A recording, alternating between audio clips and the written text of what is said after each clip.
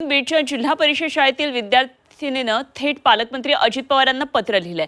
परभणी केसापुरी इथल्या जिल्हा परिषद शाळेत कोणत्या सुविधा उपलब्ध नाहीयेत आणि शाळेमध्ये मूलभूत सुविधांचा अभाव आहे, या प्रश्नांना विद्यार्थिनी अंकिता कवचटनं अजित पवारांना एक पत्र लिहून वाचा फोडली आहे। विद्यार्थिनीचं हे पत्र आता सोशल मीडियावर व्हायरल झालंय आणि तिच्या या धाडसाचं आणि हुशारीचं सर्वत्र कौतुक होताना दिसतं आहे।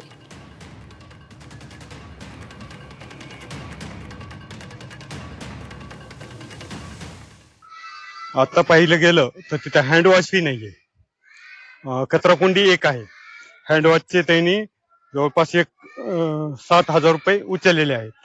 त्याची तारीख आहे 12/12/2024। तर आता तुम्ही बघितलं तर आहे का ते नाहीये।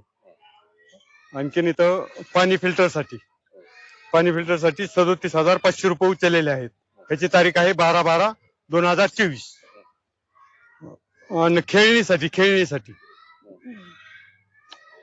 1,20,000 रुपये उचललेले आहेत। दादा पवार यांना मी पत्र लिहिले। माझ्या शाळेसाठी सोय नाही, त्याच्यामुळे मी पत्र लिहिले। काय काय सोय नाहीये? बाथरूम, हँड वॉश, पाण्याची सोय नाहीये, त्याच्यासाठी मी पत्र लिहिले त्यांना। किती दिवस झाले सोय नाही? खूप वर्ष झाले। थेट तू अजितदादांना पत्र लिहिलं? हा। काय अपेक्षा आहे तुला अजितदादाकडनं? काही माझ्या शाळेला सोय करतील, त्याच्यामुळे माझी अपेक्षा आहे। पाहायला गेलं तर मग खरं तर हाच आमच्या गावचा विकास आहे म्हणावं लागेल। कारण आमच्या शाळेतल्या मुलींना पंतप्रधान कोण आहेत, पालकमंत्री कोण आहेत हे सगळं जर माहित आहे म्हणजे हाच खरा विकास आहे म्हणायचं। उच्च दर्जाचं शिक्षण मिळते म्हणायचं त्यांना।